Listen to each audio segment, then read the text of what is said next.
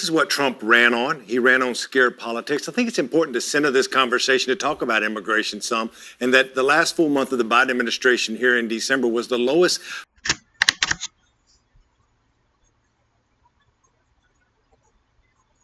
This is what Trump ran on. He ran on scare politics. I think it's important to center this conversation to talk about immigration some, and that the last full month of the Biden administration here in December. This is what Trump ran on. He ran on scare politics.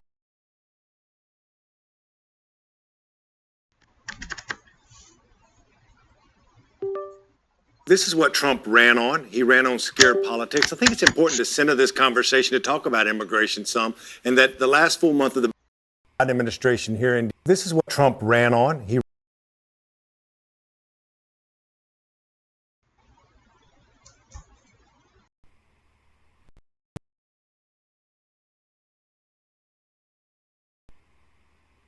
This is what Trump ran on. He ran on scare politics. I think it's important to center this conversation to talk about immigration some. This is what Trump ran on. He ran on scare politics. I think it's important to center this conversation to talk about immigration some, and that the last full month of the Biden administration here in December was the lowest crossing at the border since 2020 when Donald Trump was. This is what Trump ran on. He ran on scare politics. I think it's important to center this conversation to talk about immigration some, and that the last full month of the Biden administration here in December was the lowest crossing at the border since 2020 when Donald Trump was president.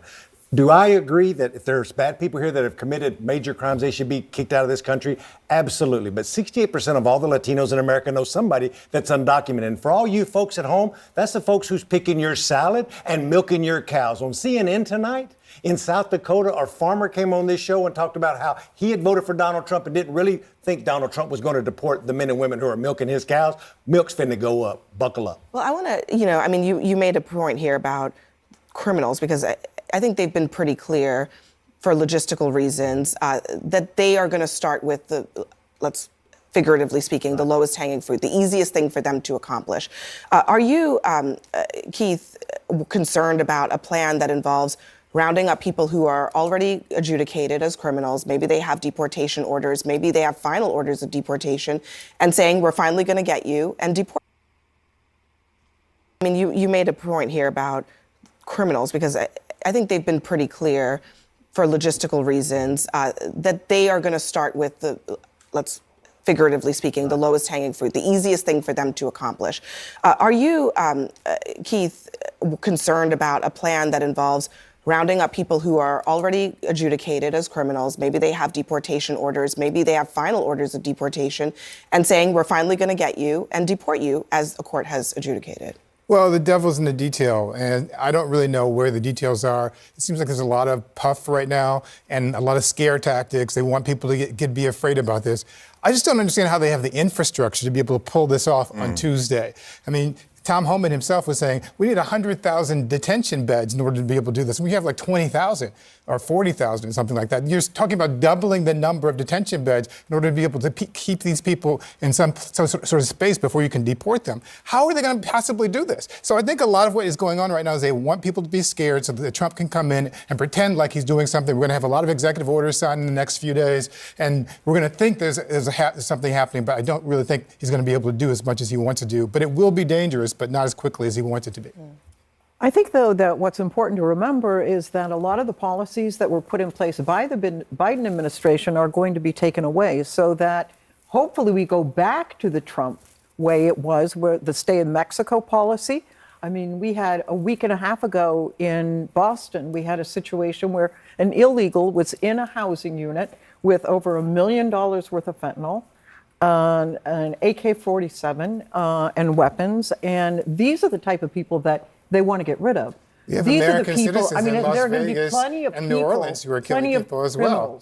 We have American citizens in the United States who are committing acts of terrorism, who are committing murders and crimes. In fact, American citizens, natural-born American citizens, are more likely to commit those crimes than people who come here as immigrants. Then they have to face the court as well. It's easy to pick out a case and cherry-pick this and say, this is the problem that we're all facing because this one person did this one horrible thing. And we can all agree that that's a horrible thing. But that's not how you make policy. You don't make policy because of anecdotal evidence. You make policy based on facts and statistics and data.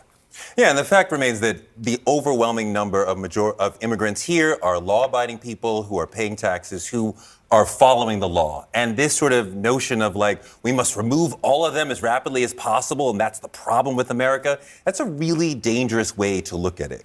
Well, they're not going to be able to remove all of them. That's right. Like, almost everybody acknowledges that.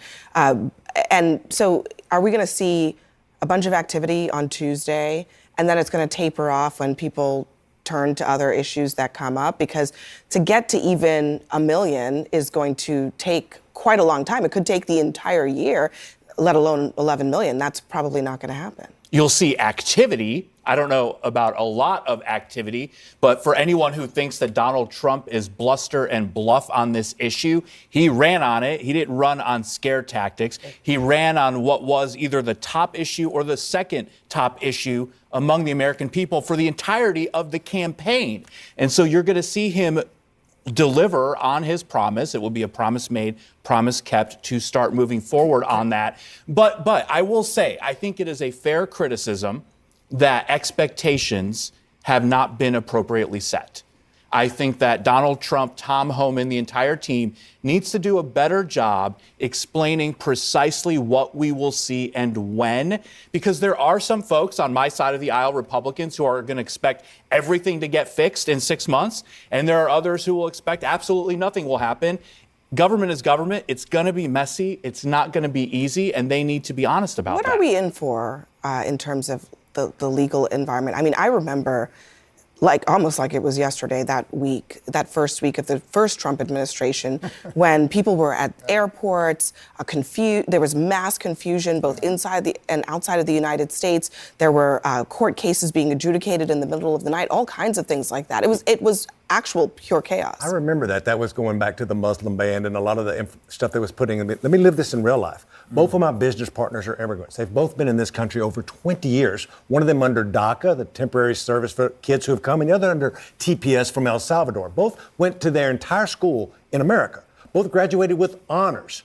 Both of them now are business partners with me and make more money than a U.S. congressman and don't know the certainty of what their lives will be. Have they broke the law? No. But if they stay past March when one of their TPS expires, then they have, quote unquote, broke the law, to your points about devils in the details. So real people are living this, and I have a very, very good life. And folks around me have a good life. Think about the people who are just trying to make it every day and the uncertainty in their life. So If this had been an issue that both sides in Congress had been actually trying to fix for years, I could understand this. But this has been a problem that especially Republicans have lifted up and not wanted a solution so they could continue running on it. And this is like the ultimate I'm going to seem tough on crime moment. And it is going to be quite frightening for a lot of Americans to watch these sort of raids. This is not the sort of America that a lot of people